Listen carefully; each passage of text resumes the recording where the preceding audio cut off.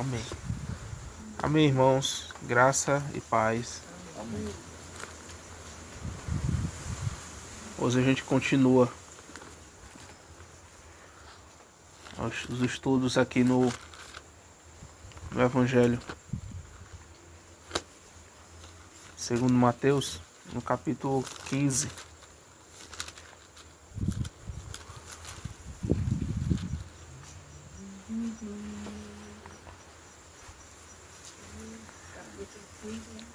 É.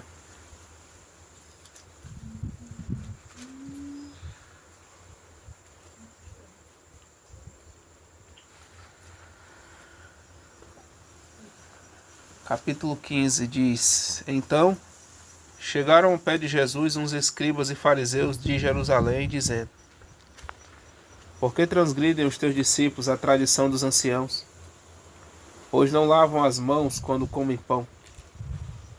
Ele, porém, respondendo, disse-lhes: Por que transgredis vós também o mandamento de Deus pela vossa tradição? Porque Deus ordenou, dizendo: Honra teu pai e a tua mãe, e quem maldisser ao pai ou à mãe, que morra de morte. Mas vós dizeis: Qualquer que disser ao pai ou à mãe, é oferta ao Senhor, que poderias aproveitar de mim. Esse não precisa honrar nem a seu pai nem a sua mãe. E assim validastes pela vossa tradição o mandamento de Deus. Hipócritas, bem profetizou Isaías a vosso respeito, dizendo: Este povo honra-me com os seus lábios, mas o seu coração está longe de mim. Mas em vão me adoram, ensinando doutrinas que são preceitos de homens. E chamando a multidão, disse-lhes: Ouvi e entendei. O que contamina o homem não é o que entra na boca, mas o que sai da boca. Isso é o que contamina o homem. Então, acercando-se dele, os seus discípulos disseram-lhe: Sabes que os fariseus, ouvindo essas palavras, se escandalizaram? Ele, porém, respondendo, disse: Toda a planta que meu Pai Celestial não plantou será arrancada. Deixai-os, são condutores cegos. Ora, se um cego guiar outro cego, ambos cairão na cova. E Pedro, tomando a palavra, disse-lhe: Explica-nos essa parábola. Jesus, porém, disse: Até vós mesmos estáis ainda sem entender? Ainda não compreendeis que tudo que entra pela boca desce para o ventre e é lançado fora? Mas o que sai da boca procede do coração, e isso contamina o homem. Porque do coração procedem os maus pensamentos, mortes, mas o que sai da boca procede do coração, e isso contamina o homem. Porque do coração procedem os maus pensamentos, mortes, adultérios, prostituição, furtos, falsos testemunhos e blasfêmias. São essas coisas que contaminam o homem. Mas comer sem lavar as mãos, isso não contamina o homem. Amém, irmãos. A gente vai orar pedindo ao Pai graça, em nome de Jesus. Pai Santo, nós te damos graças por essa reunião, Senhor. Que o Senhor conceda abundantemente de Ti mesmo hoje à noite, Senhor. Que o Senhor ilumine os nosso entendimento, Senhor, para compreendermos e sermos transformados pela verdade da palavra de Deus. É em nome de Jesus, Senhor, que nós nos aproximamos de Ti confiadamente. Amém. Irmãos, o capítulo 15 é um capítulo muito interessante do Evangelho de Mateus. Porque aqui a gente vai ver a figura da tradição. A tradição humana contra a revelação de Deus. A gente vê aqui que no capítulo anterior, o Senhor, quando viu que era rejeitado, permanentemente pelos homens, tanto pela religiosidade de Jerusalém quanto pela política de Herodes ali. Ele foi para o deserto, né? E lá ele ensinou, e lá ele curou, e lá ele alimentou. E aqui a gente vê os fariseus e escribas vindo de Jerusalém até ele, sabe? Ele saiu para não ter mais contenda, mas eles vieram atrás de confusão. O religioso ele é assim. Eles vieram até Jerusalém dizendo: por que transgridem os teus discípulos a tradição dos anciãos? Pois não lavam as mãos quando comem pão. Novamente eles estão aqui vigiando o Senhor, né?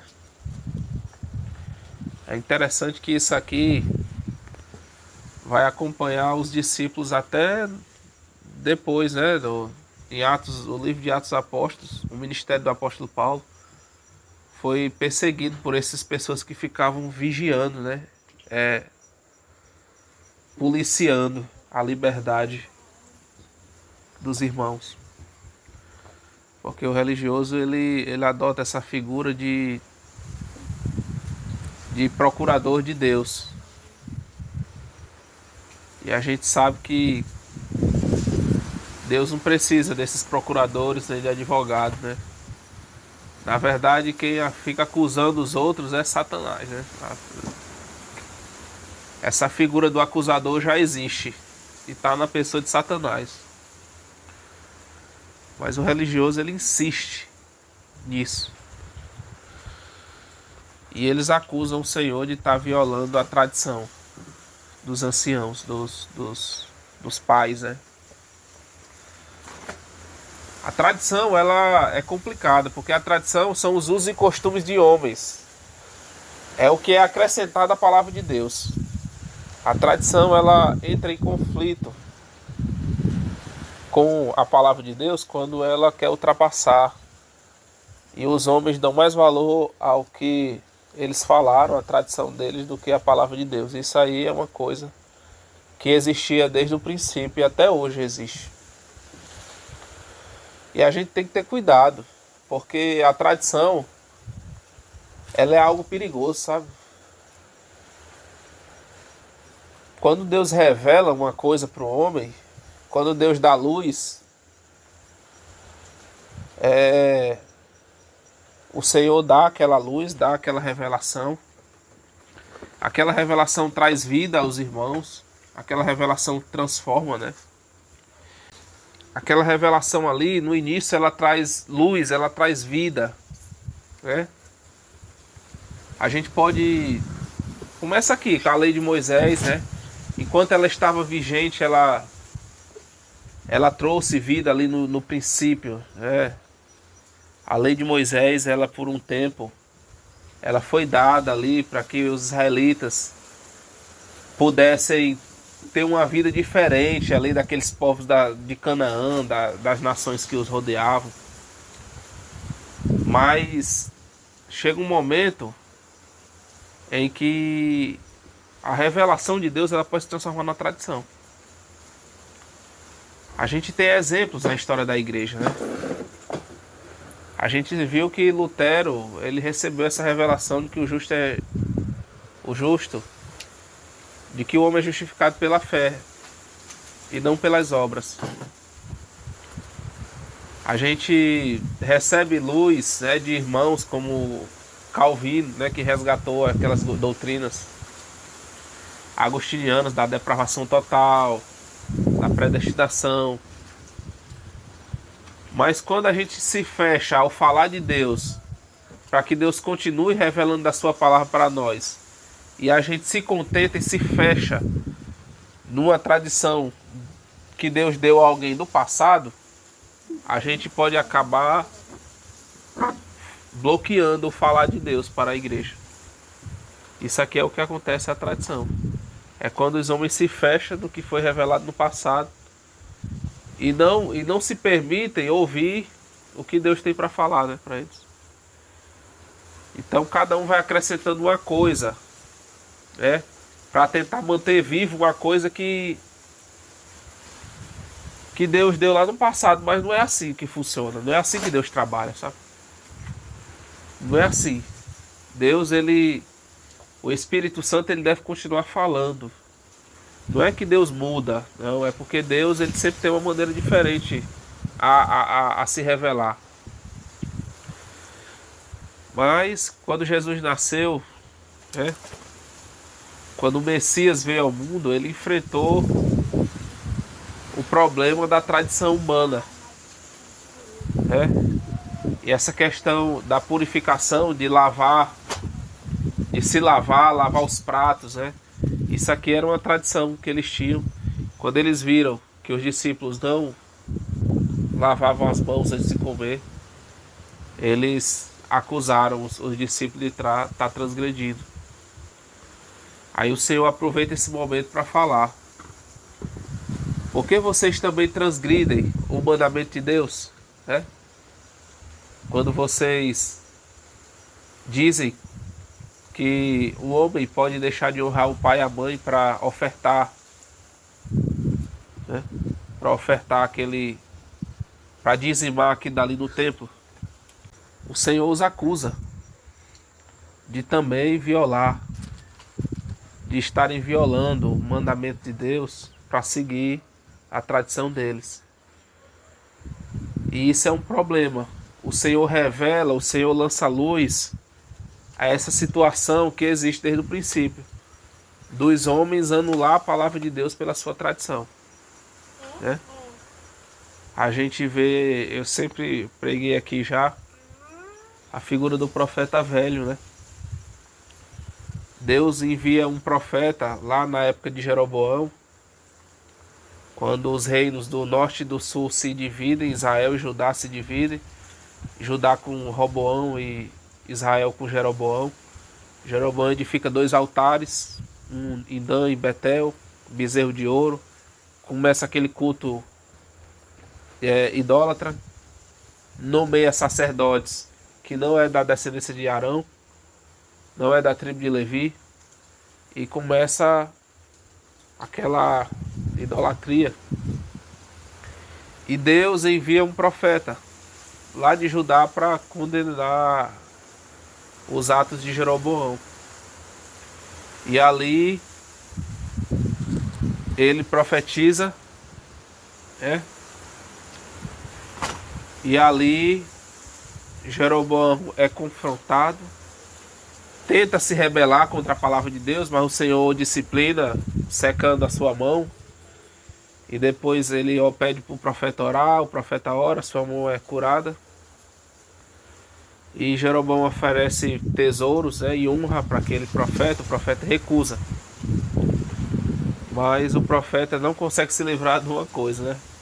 O profeta velho, que morava lá em Samaria, e pega o jumento, vai atrás desse profeta, fala para ele que recebeu uma revelação do anjo, que ele voltasse a comer esse pão. O profeta diz: eu não posso, porque o Senhor disse que eu não voltasse pelo mesmo caminho que eu vim, que eu não comesse em Samaria, né? E ali ocorre que o profeta cai na mentira daquele profeta velho, e ele acaba sendo morto, porque ele transgrediu o mandamento de Deus para seguir as mentiras daquele profeta velho. E é interessante porque um pai da igreja diz que tradição humana sem revelação divina é só uma mentira velha, é só uma mentira antiga. E a tradição humana é isso, é uma mentira antiga, sabe? A tradição humana é isso, é uma velha mentira. E geralmente ele está no meio do sistema religioso. Aquele profeta velho, ele habitava ali, em Betel, né, na verdade, onde havia aquele altar de ouro. E ele foi pedra de tropeço do profeta que estava caminhando sobre a revelação divina, não sobre uma tradição humana. Então sempre haverá esse conflito entre a revelação divina e a tradição humana. E o Senhor condena a atitude desses homens, sabe? Aí em seguida o Senhor, ele explica por que os discípulos comem sem lavar as mãos, sabe? Aqui no versículo 10. E chamando assim a multidão, disse-lhes: ouvi e entendei, e o que contamina o homem não é o que entra na boca, mas o que sai da boca, isso é o que contamina o homem. Então, acercando-se dele, seus discípulos disseram-lhe: sabes que os fariseus, ouvindo essas palavras, se escandalizaram? Ele, porém, respondendo, disse: toda a planta que meu Pai Celestial não plantou será arrancada. É isso que o Senhor vai fazer com as tradições humanas, sabe? As tradições humanas que dividem os crentes, as denominações, né? Com suas placas e seus livros de usos e costumes, eles serão arrancados pelo Senhor. O Senhor acabará com tudo isso, sabe? Isso que divide os irmãos. Isso aí o Senhor despreza, isso aí, sabe? Isso não agrada a Deus. E o Senhor julgará essas coisas. E ele fala: deixai-os, são condutores cegos. Ora, se um cego e a outro cego, ambos cairão na cova. E Pedro, tomando a palavra, disse-lhe: explica-nos essa parábola. Jesus, porém, disse: até vós mesmos estáis ainda sem entender? Ainda não compreendeis que tudo que entra pela boca desce para o ventre e é lançado fora? Mas o que sai da boca procede do coração, e isso contamina o homem. Porque do coração procedem os maus pensamentos, mortes, adultérios, prostituição, furtos, falsos testemunhos e blasfêmias. Essas coisas que contaminam o homem, mas comer sem lavar as mãos, isso não contamina o homem. Então o Senhor aqui ele traz luz sobre o que é que Deus, com o que é que Deus está preocupado, sabe? Deus está preocupado com o nosso interior e não com o nosso exterior.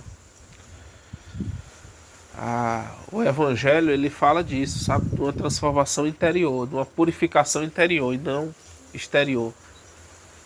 As pessoas, os anciãos estavam preocupados com isso, com o que a pessoa comia, como comia, sabe? Com quem comia. Mas o Senhor diz: olha, não é sobre isso aí não, é sobre mesmo o que está no coração do homem. É isso que contamina, sabe? E o Senhor, ele nos ensina isso, sabe, irmãos? O homem, ele pode fazer tudo correto exteriormente, mas se o coração dele não for transformado para Deus, não significa nada. É por isso que Paulo fala que para Deus não é importante nem circuncisão nem incircuncisão, né? Mas ser uma nova criatura. Aí ele fala para os irmãos que quem quiser andar sobre essa regra, que regra? A regra de que para Deus ele não quer saber qual é a sua denominação, quais são os seus gostos. Ele quer saber se você é uma nova criatura. Quem anda segundo essa regra, paz, né? Paz e misericórdia, sabe? Então nós devemos andar segundo essa regra que o Senhor está dizendo. Um novo coração. E não está procurando, né? Usos e costumes para a gente estar querendo obedecer e achar que a gente vai ser mais justo diante de Deus. Isso não tem valor nenhum. Vamos continuar aqui no versículo 21. Vou fazer a leitura do verso 21 até o 31.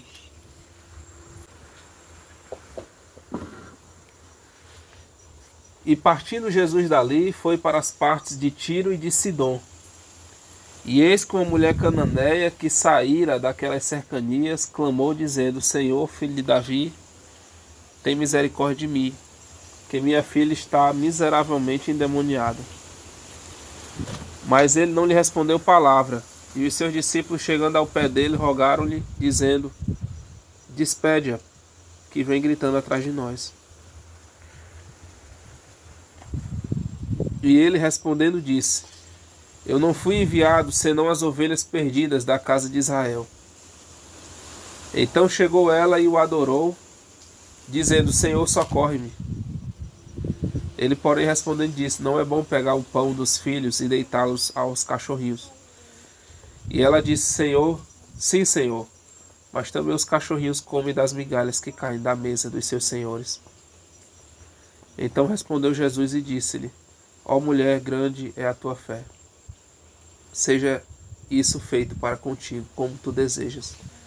E desde aquela hora a sua filha ficou sã, ficou curada. Amém. Irmãos, aqui a gente vê que quando o Senhor ele tem esse debate sobre a tradição com os anciãos, ele vai para mais longe. Agora ele vai para os gentios, né? Tiro e Sidom era uma terra de gentios. E lá, ele caminhando, ele encontra essa mulher que tinha uma filha nesse estado, endemoniada, né?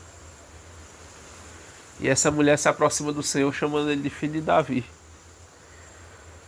E o Senhor, ele responde ela, porque ele tem um ensinamento a falar, sabe?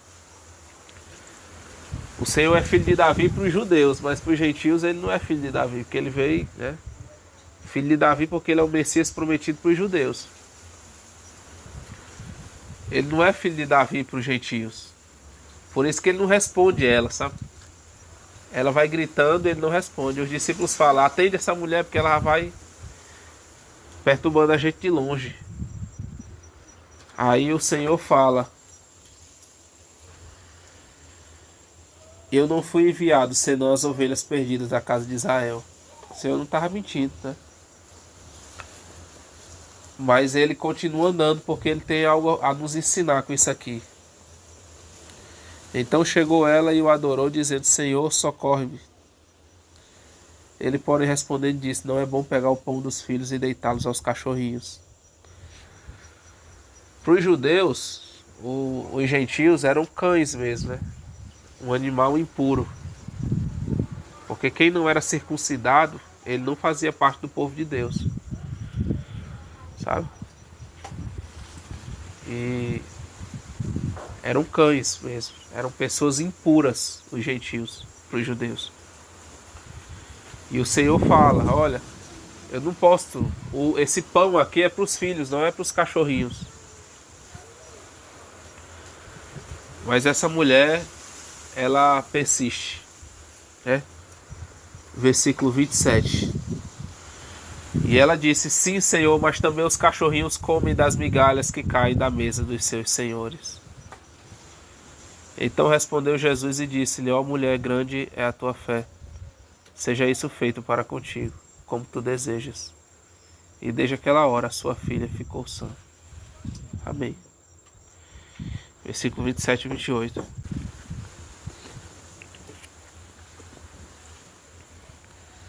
O Senhor respondeu a essa mulher porque o Senhor sabia a fé que habitava no coração dessa mulher, sabe? E o Senhor falou uma coisa interessante. Não é bom pegar o pão dos filhos, o povo judeu, dar aos cachorrinhos que são gentios. Mas a atitude dessa mulher ter falado: os cachorrinhos comem das migalhas que caem da mesa dos seus senhores, é como se ela dissesse que o banquete que o Senhor estendia era tão abundante, tão farto, que as migalhas saciavam, sabe? As migalhas eram suficientes para saciar muitas outras pessoas. E aí o Senhor falou: grande é a tua fé, mulher. O Senhor se deixou vencer pela fé daquela mulher. Seja feito segundo a tua fé. E de fato o Senhor é essa pessoa, sabe? Ele é muito abundante. O que ele tem para dar é ilimitado, sabe? A graça do Senhor é ilimitada. E a graça do Senhor alcançou a vida dessa mulher, sabe? E aqui a gente tem já um tipo. O Senhor aqui nos fala que a salvação seria estendida aos gentios também, não só aos judeus. O que ele fez por essa mulher. Versículo 29 até o 31, vamos ler. Partindo Jesus dali, chegou ao pé do mar da Galileia e, subindo a um monte, assentou-se lá. E veio ter com ele muito povo, que trazia coxos, cegos, mudos, aleijados e outros muitos. E os puseram aos pés de Jesus, e ele os sarou, de tal sorte que a multidão se maravilhou, vendo os mudos a falar, os aleijados sãos, os coxos a andar, e os cegos a ver. Glorificava o Deus de Israel. Amém. Depois daquela cura da filha dessa mulher, o Senhor vai até o Mar da Galileia e continua, né, o seu ministério ali, mostrando a pessoa que ele é, a sua abundante graça a pecadores. Versículo 32 até o 39, vamos ler agora.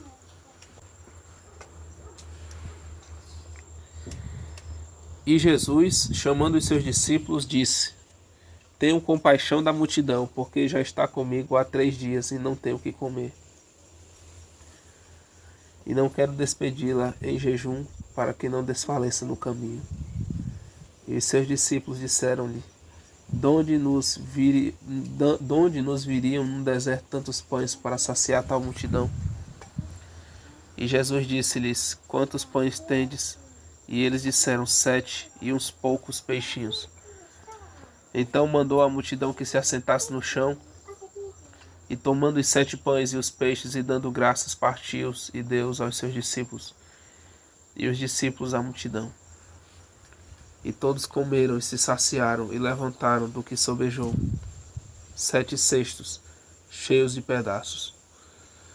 Ora, os que tinham comido eram 4.000 homens, além de mulheres e crianças. E tendo despedido a multidão, entrou no barco e dirigiu-se ao território de Magdala. Aqui a gente vê novamente, irmãos, nessa segunda multiplicação de pães, como o Senhor era maravilhoso. Que ele se importava não só com a enfermidade das pessoas, mas também com o sustento, né? Ele mostra como é que ele trabalha, suprindo todas as nossas necessidades, né? Primeiro ele curou as enfermidades, depois ele alimentou aquele povo, a necessidade física, sabe? Então o Senhor, ele é maravilhoso. Na primeira tinha 5 pães e 2 peixes, né? Na segunda que tinha só 7 pães e uns poucos peixinhos. E aqui o Senhor, ele nos ensina novamente a não olhar para o que nós temos, né? Mas para o que ele é. O poder dele, tanto em curar quanto em suprir todas as nossas necessidades. Ele continua aqui ensinando por discípulos para olhar para ele e não para as circunstâncias, não para nossas limitações, a falta de nossos recursos, não para o que não temos, mas para o que ele tem, né? É ilimitado. E aqui ele toma os 7 pães e os peixes, dá graças a Deus e parte. O Senhor não pede para a gente se preocupar se o que a gente tem vai suprir a necessidade que as pessoas têm. Ele só pede para a gente trazer até Ele, que Ele vai dar graças e Ele vai partir. E quando Ele parte, se multiplica. E as pessoas comeram, sobrou 7 cestos cheios de pedaços. E depois ele despede a multidão, né? Ele despede a multidão, um por um, sabe, irmãos? Assim como ele fez na multiplicação anterior. O Senhor, ele é maravilhoso. Ele trabalha do início ao fim, tanto na enfermidade quanto despedindo as multidões, sabe? Ele não ia até as pessoas buscar o cachê da pregação, não. Ele ia mesmo saber se as pessoas foram plenamente satisfeitas. Ele é assim. O Senhor, ele Ele é maravilhoso, Ele. Então, graças a Deus por Jesus Cristo, meus irmãos. Pai, nós te damos graças pelo que Tu és, Senhor, pela Tua palavra. Continua, Senhor, nos ensinando a verdade e nos ensinando, Senhor, a confiar em Ti. Não nos apegarmos a tradições humanas, mas olharmos para Ti, Senhor, que o Senhor tem para nós. A palavra que procede da Tua boca. É em nome de Jesus que nós te agradecemos e te pedimos graça. Amém, Senhor. Amém. Amém.